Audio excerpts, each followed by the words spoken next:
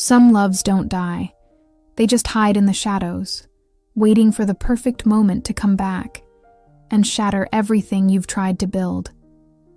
I'm going to tell you the story of Jessica Morgan and Kennedy Rivers, the best friend who once was something more. The bride who's about to marry someone else today. On the morning of the wedding, Jessica woke up in her Charleston apartment and found a box slipped under her door. No return address, no warning. Inside was an old photograph of two young women on a white point garden bench, a beaded bracelet she recognized immediately, and a handwritten letter in blue ink that said, "It's not him I see when I close my eyes. It's you." When Jessica arrived at Kennedy's house to help her get ready, their eyes met. And in that moment, the air turned thick, because they both knew what they'd shared years ago never really left. It just went underground, and someone had decided it was time to bring that secret into the light. On the worst possible day, at the most dangerous moment, right when the priest would ask, "Does anyone know any reason why these two should not be joined together?" This isn't just a story about forbidden love. It's a story about buried secrets, silences that scream, and a truth that could destroy a wedding or save two lives. Stay with me until the end to discover this story. Some secrets don't kill you. They just destroy everything you touch. Jessica opened her eyes that morning knowing something was terribly wrong. It wasn't a hunch, wasn't wedding day jitters. It was something worse. It was certainty. Outside, the streets of Charleston's historic district were waking up to the smell of fresh biscuits and brewing coffee. The Spanish moss swayed gently from the old oak trees lining the cobblestone streets. Everything looked perfect, almost surreal. But in her apartment, on the third floor of a pastel-colored antebellum building, Jessica stared at the ceiling with clenched fists. Today was Kennedy's wedding, and she was the maid of honor. She got up slowly, as if any sudden movement might shatter something. The white sheets were wrinkled, damp with sweat. She hadn't slept, barely closed her eyes. Every time she tried, she saw Kennedy's face, her dark eyes, her soft laugh, her hands touching someone else's. She walked barefoot to the window. Below, a couple of tourists was taking photos in front of Rainbow Row's famous pastel houses. They laughed. They kissed. Jessica looked away. The maid of honor dress hung from the closet door. Lavender. Elegant. Perfect. Kennedy herself had chosen it 3 months ago at a boutique on King Street. That day, Kennedy had smiled while Jessica tried it on. "You look beautiful," Kennedy had said, adjusting the strap carefully.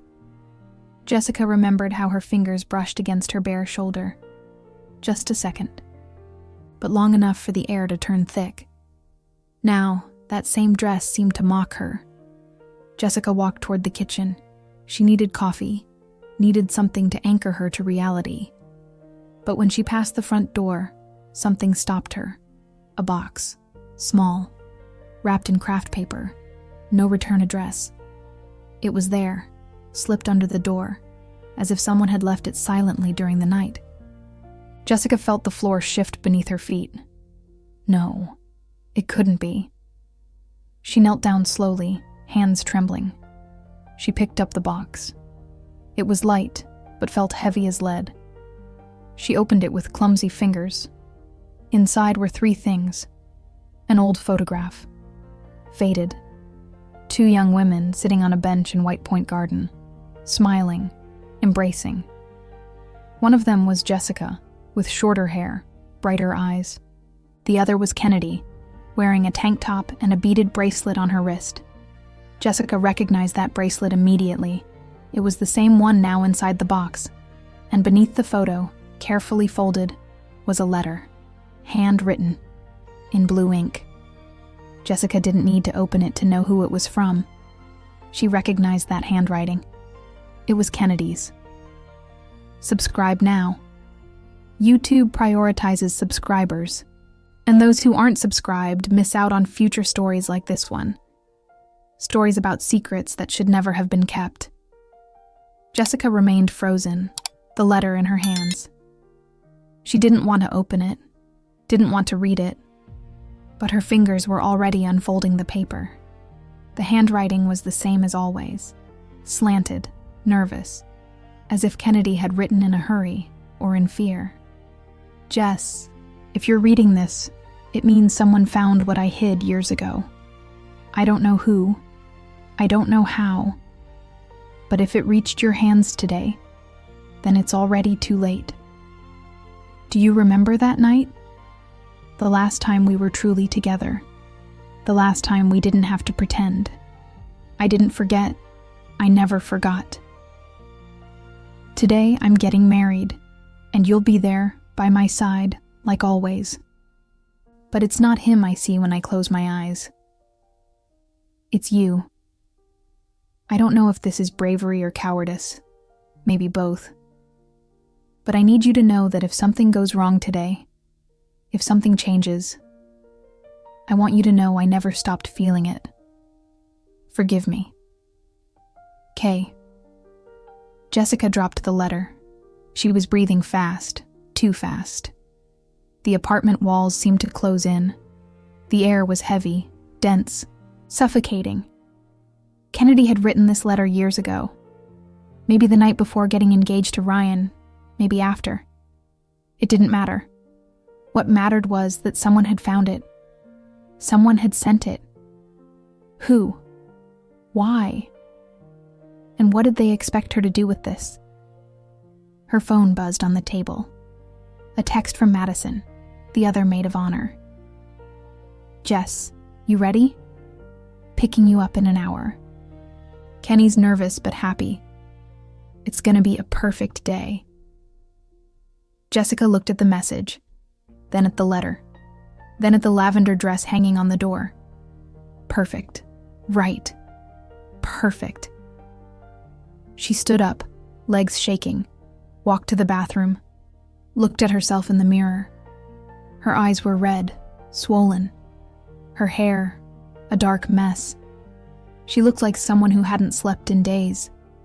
She looked like someone carrying a secret too heavy to bear. She turned on the faucet. Cold water hit her hands. She splashed her face, once, twice, 3 times. But the knot in her chest wouldn't go away. She had 2 options. She could stay quiet, go to the wedding, hold the bouquet, smile in the photos, pretend nothing had changed, that this letter didn't exist, that this photo was just an old memory, meaningless. Or she could tell the truth. But what truth? That she and Kennedy had loved each other in secret for years. That they'd shared entire nights talking under the stars on Kennedy's rooftop. That they'd kissed once, just once, and that kiss had changed everything. And what would she gain from that? Kennedy was about to get married. To a man. To Ryan. A good guy. Kind. Who truly loved her. A guy who didn't deserve to have his wedding turn into a scandal. But Kennedy didn't deserve to marry a lie either. Jessica turned off the faucet, looked at herself again in the mirror. "What am I gonna do?" she whispered. No one answered.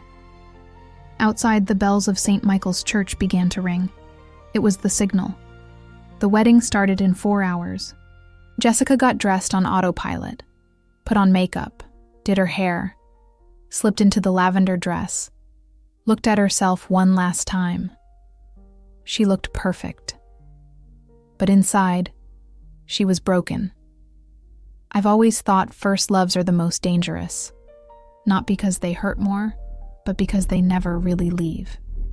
They stay hidden, waiting for the perfect moment to come back and remind you who you were. Jessica and Kennedy met 8 years ago, in high school. Both were students at Charleston County School of the Arts, an old building with peeling paint and courtyards full of magnolia trees. Kennedy was new.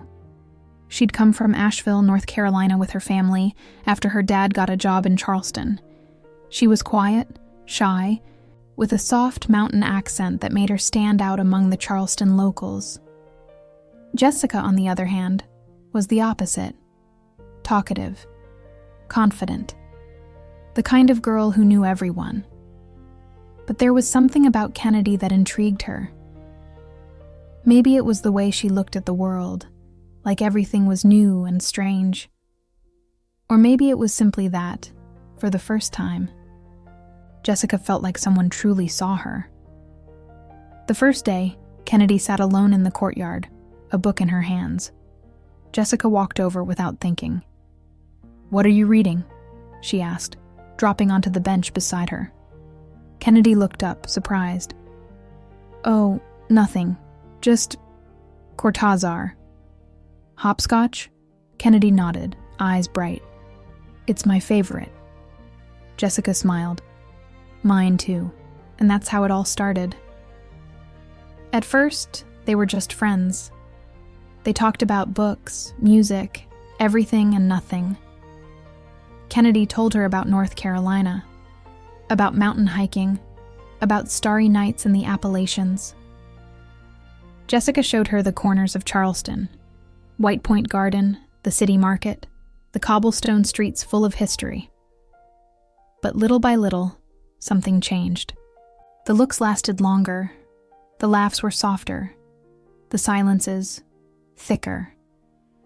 Jessica didn't understand what was happening, or maybe she did, but didn't want to admit it. One afternoon, after school, they were walking together through Waterfront Park. The sun was setting behind the historic buildings, painting the sky orange and pink. Kennedy stopped in front of Pineapple Fountain, eyes lost in the water. "Have you ever felt like you don't fit in anywhere?" she asked, not looking at Jessica. Jessica frowned. "What do you mean?" Kennedy sighed. "I don't know. It's like everyone else knows something I don't. Like there are rules everyone follows, but nobody explained them to me." Jessica moved a step closer. "I feel that way sometimes too." Kennedy looked at her, and in that moment, something happened. Something invisible, but real. Like the air between them became electric. "You do?" Kennedy whispered. Jessica nodded, unable to look away. "Yeah." That night, Kennedy walked Jessica to her apartment. They said goodbye at the door, like always. But before leaving, Kennedy took Jessica's hand, just for a second, but it was enough. The months passed. The friendship became something else, something unnamed, something they didn't dare say out loud. They spent hours together, at the library, in the park, on the rooftop of Kennedy's house, watching the city lights. They talked about dreams, fears, things they'd never told anyone else. One night, Jessica asked, "Have you ever been in love?" Kennedy went quiet. Too long. "I don't know," she finally answered. "I think so, but I don't know if it's love or something else." "Something else?" Kennedy looked at her. "Something that shouldn't be." Jessica felt her heart race. "And is that bad?" Kennedy smiled, sad. "I don't know. Maybe." That night, under Charleston's starry sky, Jessica felt something inside her break. Or maybe fix itself. She wasn't sure. But what she did know was that Kennedy wasn't just her best friend. She was something more. Something dangerous. Something she couldn't name. The first kiss came 6 months later. It was on Kennedy's rooftop, a summer night. They'd gone up with beers and a bag of chips. The city glittered below them, with its yellow and red lights. They were talking about everything and nothing, when suddenly, Kennedy went quiet. She was looking at the sky, eyes bright. "Jess," she said, voice trembling. "Yeah?" Kennedy turned toward her. "I need to tell you something." Jessica felt her stomach twist. "Tell me." Kennedy took a deep breath. I think I'm in love with you. The world stopped. Jessica couldn't breathe, couldn't move, couldn't think. Kennedy, you don't have to say anything. Kennedy interrupted, eyes filling with tears. I just needed you to know, because if I didn't tell you, I was gonna explode. Jessica didn't think, couldn't. She just leaned forward and kissed her. It was a soft kiss, trembling, full of fear and hope. But it was real. When they pulled apart, both were crying. I don't know what we're doing, Jessica whispered. Kennedy smiled, wiping away tears. Me neither. But I don't want to stop. And they didn't stop.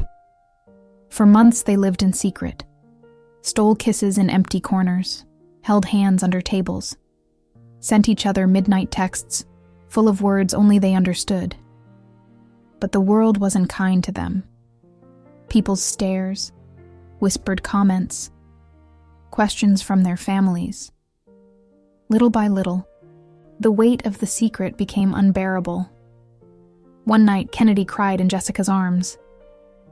I can't do this anymore, she said, voice broken. My parents, if they find out. I know, Jessica whispered, stroking her hair. I'm scared too. What if we take some time apart? Kennedy suggested, eyes full of desperation. Just for a while, so things can calm down.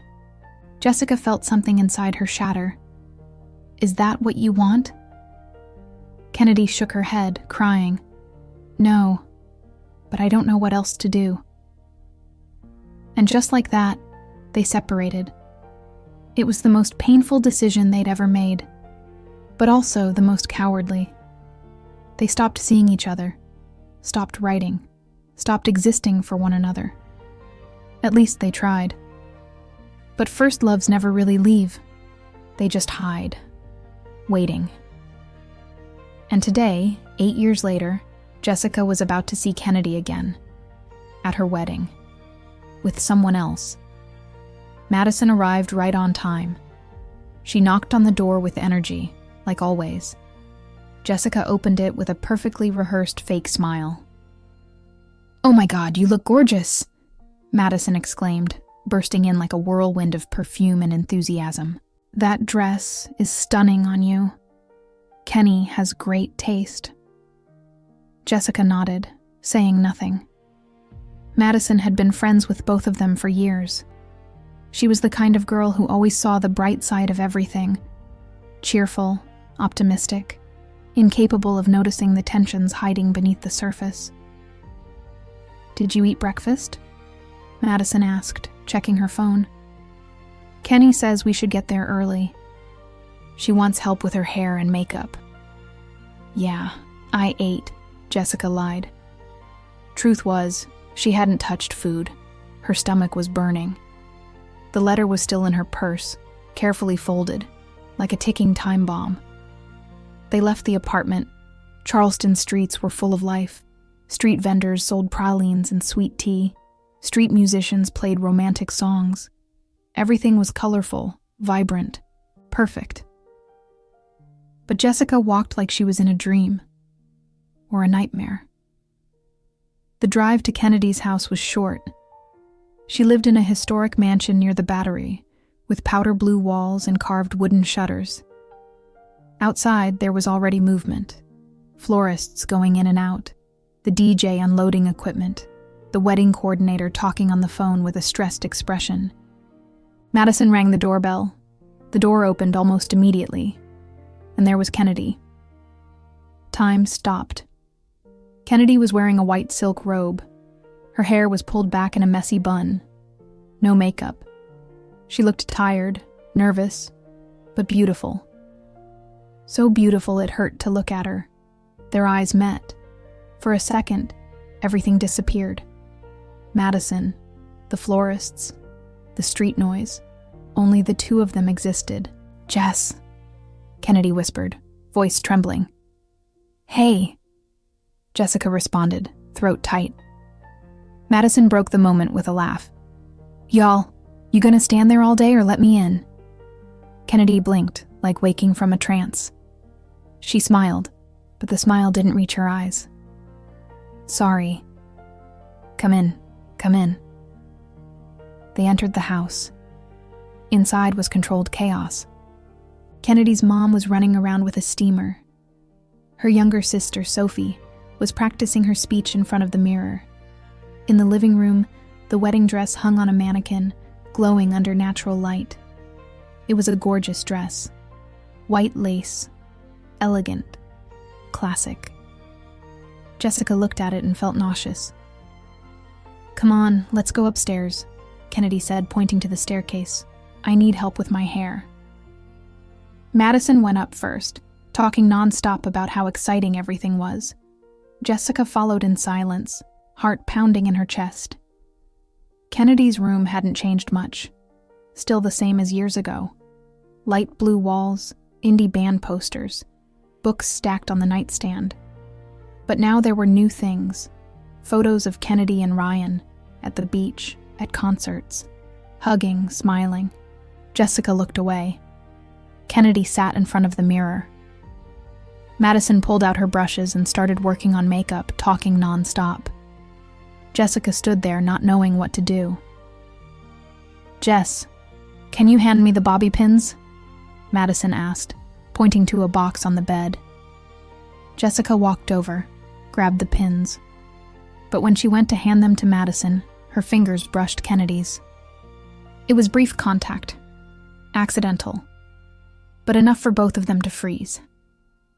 Kennedy looked up. Her eyes were bright. Wet. "Thanks," she whispered. Jessica swallowed. "You're welcome." Madison didn't notice anything. She kept talking about the weather, about the guests, about how perfect everything would be. But between Jessica and Kennedy, the silence was deafening. 2 hours later, Kennedy was ready. The makeup was perfect. The hair, flawless. The dress, stunning. Madison clapped excitedly. "You're gorgeous. Ryan's gonna die when he sees you." Kennedy smiled, but it was an empty smile. "Thanks, Maddie." "Well, I'm gonna check that everything's ready downstairs," Madison said, grabbing her purse. "Jess, you stay with her for a bit." Jessica felt her heart jump out of her chest. Sure." Madison left, closing the door behind her. And suddenly, they were alone. The silence was thick, heavy, impossible to ignore. Kennedy looked at herself in the mirror, eyes lost. "Remember when we used to talk about what our future would be like?" she asked, voice barely audible. Jessica felt something break inside her. "Yeah, I imagined. So many things. But never this. Kennedy." "I got the box too," Kennedy interrupted, turning toward her. "This morning, with a photo and a letter." Jessica felt the floor shift. "What?" Kennedy nodded, eyes filling with tears. Someone knows what we were." "Who?" "I don't know, but Jess, I'm scared. What if they make it public? What if Ryan finds out?" Jessica moved closer without thinking. "What if he finds out what? The truth?" Kennedy looked at her desperate. "I can't do that. I can't ruin everything for something that happened years ago." "Something that happened?" Jessica repeated, voice shaking. "Kennedy, it wasn't just something. It was." "I know," Kennedy interrupted, eyes closed. "I know. But it doesn't matter anymore." "It doesn't matter?" Kennedy stood up. Tears ran down her cheeks, ruining the perfect makeup. "I love Ryan. Really. He's good to me. Takes care of me. Makes me happy." "And me?" Jessica asked, voice broken. "What was I?" Kennedy looked at her, face destroyed. "You were everything. But I couldn't stay with you. You know that. Because you were scared. Because it was impossible. Kennedy shouted. "My family, yours, everyone. No one would have accepted it. You know that, Jess. You knew it then, and you know it now." Jessica felt tears running down her face. "Then why did you ask me to be your maid of honor? To torture me? So I could watch you marry someone else?" Kennedy shook her head, sobbing. "Because I couldn't do it without you. Because I still need you. Even like this. Even if it's just as a friend." Jessica closed her eyes. The pain was unbearable. "I can't do this, Kennedy. I can't watch you get married and pretend I'm happy." "Please," Kennedy begged, taking her hands. "Please, Jess. I just need you there. Just today. After we can forget." Jessica looked at her. Kennedy looked broken, vulnerable, desperate. And in that moment, Jessica knew she couldn't say no. "Okay," she whispered. "I'll be there." Kennedy hugged her, tight, like she wanted to merge with her. "Thank you," she sobbed. "Thank you." Jessica closed her eyes, breathing in Kennedy's perfume. It was the same as always, jasmine and vanilla. And for a moment, just a moment, she let herself imagine nothing had changed, that they were still the same girls on the rooftop, under the stars, without fear. But the moment passed, and when Kennedy pulled away, both knew this was goodbye. St. Michael's Episcopal Church was a building from the 1750s, with white columns and a tall steeple that dominated Charleston's skyline. It was full. Family, friends, acquaintances, everyone dressed up, smiling, taking photos. Jessica arrived with Madison in a car decorated with white flowers. They got out and walked toward the entrance. People greeted them, congratulated them, told them how beautiful they looked. Jessica smiled automatically, but inside, she was dead. The wedding coordinator guided them to a side room where the other bridesmaids waited. There were 3 total, all Kennedy's friends from college. They chatted animatedly, adjusting their dresses, touching up makeup. Jessica sat in a chair, silent. Madison put a hand on her shoulder. "You okay?" Jessica nodded, not looking at her. "Yeah, just nervous." "It's normal," Madison said, smiling. "I'm nervous too. It's an important day." Important. Right. The day Kennedy would marry someone else. The day everything would end. The music started. The church organ filled the space with solemn chords. It was time. The bridesmaids lined up. Jessica was first. Madison handed her a bouquet of white flowers. "Breathe," she whispered. "Everything's gonna be perfect." Jessica took the bouquet. Her hands were shaking. The church doors opened, and she started walking. Step by step, down the center aisle. To her left and right, guests watched her, smiling. The colored light from the stained glass windows fell on her like a dream. But Jessica saw nothing. She just walked, one foot in front of the other, until she reached the altar. There was Ryan, tall, handsome, in an impeccable suit. He smiled, nervous but happy. He nodded at her. Jessica positioned herself to the side, next to the other bridesmaids, and waited. The music changed. It was time.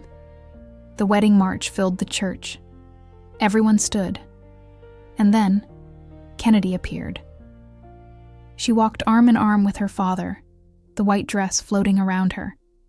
She wore a lace veil covering her face. But even through the veil, Jessica could see her eyes, and they were fixed on her. Not on Ryan. On her. Kennedy walked slowly, like each step cost her. Her father held her firmly, smiling proudly. Guests murmured emotionally, some cried. But Kennedy didn't take her eyes off Jessica, and Jessica couldn't breathe. When Kennedy reached the altar, Her father handed her to Ryan. Both took each other's hands. The priest began to speak. "Dearly beloved, we are gathered here today to celebrate the union of Kennedy and Ryan." The words became a distant murmur. Jessica saw the scene like she was underwater. Everything was blurry, unreal. Kennedy and Ryan looked at each other. He smiled. She did too, but it was a trembling smile. The priest continued. "Marriage is a sacred covenant." Jessica gripped the bouquet so hard she felt the thorns digging into her fingers. But the physical pain was nothing compared to what she felt in her chest. "If anyone knows any reason why these two should not be joined in marriage, speak now or forever hold your peace." The silence was absolute. Jessica felt like every eye in the world was on her. She could speak, could tell the truth, could show the letter, could destroy everything. But she didn't. Because she knew that even if she said something, it wouldn't change anything. Kennedy had already made her choice, and that choice didn't include her. The priest continued. "Ryan, do you take Kennedy to be your lawfully wedded wife?" "I do," Ryan responded, voice firm. "Kennedy, do you take Ryan to be your lawfully wedded husband?" Kennedy hesitated. Just a second. But it was enough for Jessica to feel the world stop. Kennedy looked at Ryan, then for an instant looked at Jessica. Her eyes said 1,000 things. "I'm sorry. Goodbye. I love you." And then, with a barely audible voice, she answered, I do. If any part of this story feels like your life, the hype button helps make sure it doesn't stay silent, because there are loves we never speak out loud, but never forget. The priest smiled. "Then by the power vested in me, I now pronounce you husband and wife. You may kiss the bride." Ryan lifted Kennedy's veil and kissed her. The guests applauded. Some shouted with emotion. The church bells began to ring. But Jessica didn't applaud. She just closed her eyes and let the tears fall. The reception was held in the garden of Kennedy's family mansion. They'd transformed the space into something out of a fairy tale. String lights glowed between the oak trees, tables decorated with white flowers and candles, a dance floor in the center. Everything was perfect. Too perfect. Jessica sat at a far table, her plate of food untouched in front of her. Madison tried to cheer her up, but it was useless. The words went in one ear and out the other. In the center of the garden, Kennedy and Ryan danced their first dance as husband and wife. He held her carefully, looking at her like she was the most precious thing in the world. She smiled, but Jessica knew that smile. It was the same one she used when she wanted to hide something. "You gonna eat?" Madison asked, pointing at the plate. Jessica shook her head. "Not hungry." "Oh, Jess, I know it's weird seeing your best friend get married, but you gotta get over it. Ryan's a good guy. Kenny's happy." Jessica clenched her fists under the table. "I know." Madison sighed. "I'm gonna grab a drink. Want anything?" "No thanks." Madison walked away, leaving her alone. Jessica looked around. The guests laughed, danced, celebrated. Nobody noticed her pain. Nobody saw the storm raging inside her. Then, someone sat down beside her. Jessica looked up. It was Sophie, Kennedy's younger sister. She was 19, studying graphic design, and had always been too perceptive for her own good. "Hey," Sophie said, with a strange smile. "Hey," Jessica responded, cautious. Sophie played with a napkin, folding and unfolding it. "Nice wedding, huh?" "Yeah, really nice." "My sister looks happy." "Yeah." Sophie stopped playing with the napkin. She looked directly into Jessica's eyes. "But you don't." Jessica felt her stomach twist. "What?" "You don't look happy, Jessica. Actually, you look destroyed. Jessica tried to smile. I'm just tired. It's been a long day. Sophie tilted her head. Did you get my gift? The world stopped. Jessica stared at her, eyes wide. What? Sophie smiled, but it wasn't a kind smile. It was a sad smile, loaded with something Jessica couldn't decipher. The box, the photo, the letter, that was me. Jessica felt the air leave her lungs. You? Sophie nodded. I found the letter months ago. It was hidden in Kennedy's old diary, the one she kept in her closet. I was looking for something else, and I found it. And you decided to send it to me? Jessica asked, voice shaking. Why? Sophie looked toward where Kennedy was, dancing with Ryan. Because my sister's making a mistake, and nobody else had the guts to say it. Sophie. I saw you two, you know, Sophie interrupted, eyes bright. Years ago. One night I went up to the roof and saw you together, kissing, crying, holding each other, and I knew what you had was real. Jessica closed her eyes. That was a long time ago. But it never went away, did it? Sophie asked. You two never got over it. Kennedy's been pretending for years, but I know her. I see how she looks at you. I know when Ryan proposed, she cried for days, and they weren't tears of happiness. Jessica felt tears running down her face. Then why didn't you say something before? Why wait until today? Sophie sighed. Because I was hoping someone would have the courage to stop this. I thought if you both knew that someone else knew, maybe you'd have the guts to admit it. Sophie, you can't ask me to ruin your sister's wedding. I'm not asking you to ruin it, Sophie said firmly. I'm asking you to tell the truth, because she can't do it alone. She's too scared. Jessica shook her head. It's too late. She already got married. It's not too late, Sophie insisted. She can still choose. She can still be happy. But not if she keeps living a lie. What about Ryan? Doesn't he deserve the truth too? Sophie nodded. Yes. That's why you should speak up, for everyone. Jessica looked toward Kennedy. She was laughing, but her eyes were empty. I don't know if I can. Sophie put a hand on her shoulder. Then why did you come? If you weren't gonna fight for her, why did you agree to be her maid of honor?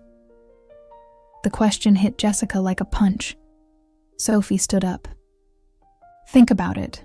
There's still time. And she left, leaving Jessica alone with her thoughts. I've always believed true love isn't the kind that makes you happy. It's the kind that forces you to face who you really are. And sometimes, that hurts more than any goodbye. The party continued. The speeches, the dancing, the cake. Everything passed in a blur.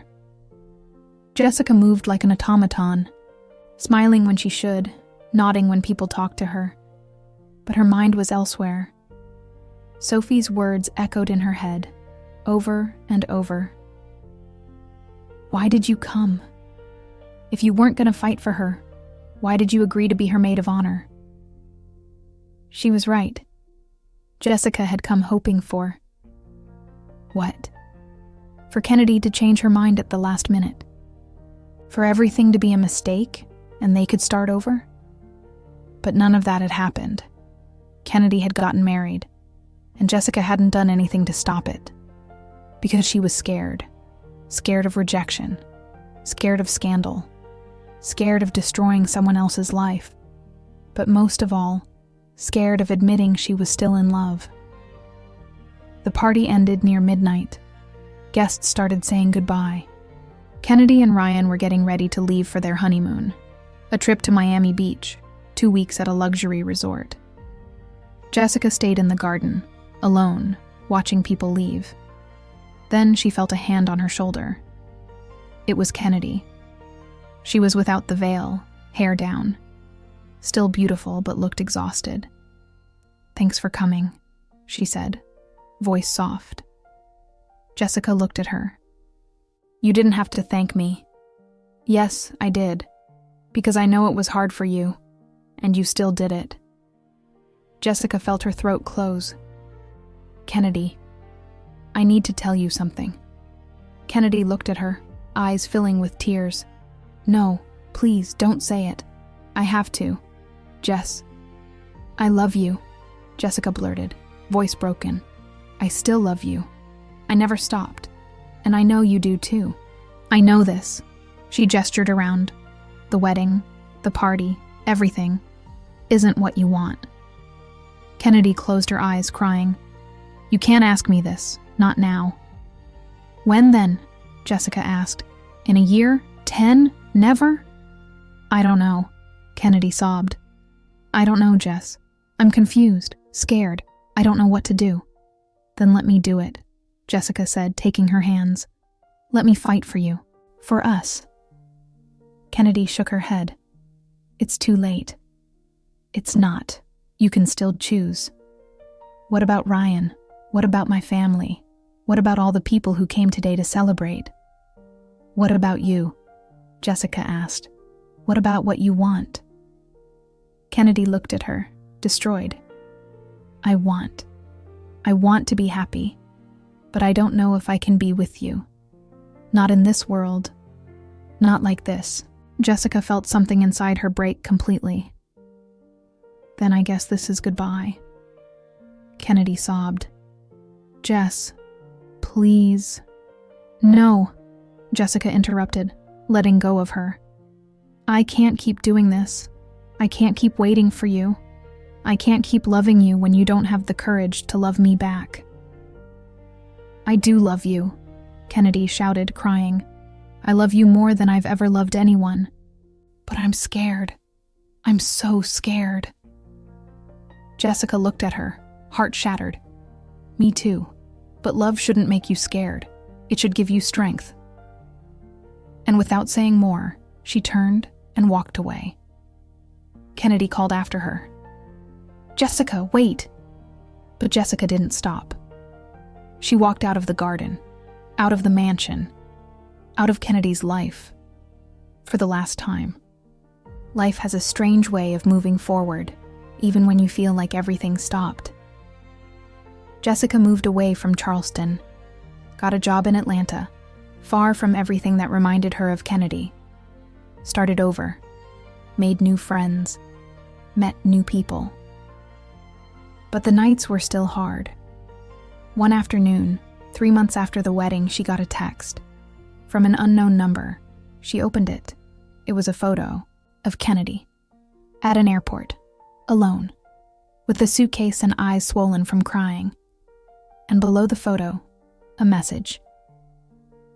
It took me 3 months to find the courage you had from the beginning. I don't know if it's too late.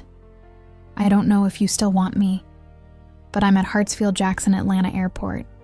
Terminal S. If you still feel anything for me, come. Please. Because this time, I'm not running away. Jessica read the message once, twice, 3 times. Her heart was beating so hard it hurt. She looked at the time. 6:47 p.m. The airport was 40 minutes away. She grabbed her car keys and ran. I don't know if she ran because she believed in happy endings, or because she knew that, even if everything was uncertain, it was worth trying. But sometimes, love isn't about guarantees. It's about choosing, again and again, to be brave. The traffic was heavy. Jessica cursed every red light, every slow car. Her hands trembled on the steering wheel. When she got to the airport, it was 7:34 p.m. She ran to Terminal S, dodged people, searched frantically. And then, she saw her. Kennedy was sitting on a bench, suitcase beside her. She had a lost look, like she'd already given up hope. Jessica stopped, took a deep breath, and walked toward her. Kennedy looked up. Their eyes met. And in that moment, everything else disappeared. I came, Kennedy said, voice trembling. I don't know if it was the right thing. I don't know what's gonna happen. But I got divorced, Jess. I left everything because I realized I can't live a lie, not when the truth is you. Jessica felt tears running down her face. Are you sure? Kennedy nodded, crying. I've never been more sure of anything. Jessica moved closer. She took Kennedy's face in her hands. Then let's stop being afraid. And she kissed her. It was a soft kiss, full of tears and hope. It was a kiss that said everything they'd never been able to say with words. It was a kiss that said, we're together, and this time, it's forever. When they pulled apart, both were crying, but they were tears of happiness. So what now? Kennedy asked, smiling through tears. Jessica smiled. Now, we live. For real. And so, in the middle of an airport full of people, two women who'd loved each other in silence for years finally found the courage to love each other out loud. This story ends here, but theirs is just beginning. If you want more stories that make you believe in love, in second chances, and in the courage to be who you really are, subscribe now. YouTube only prioritizes subscribers, and I don't want you to miss the next stories coming, because they all deserve to be told, and you deserve to hear them. This is just the beginning.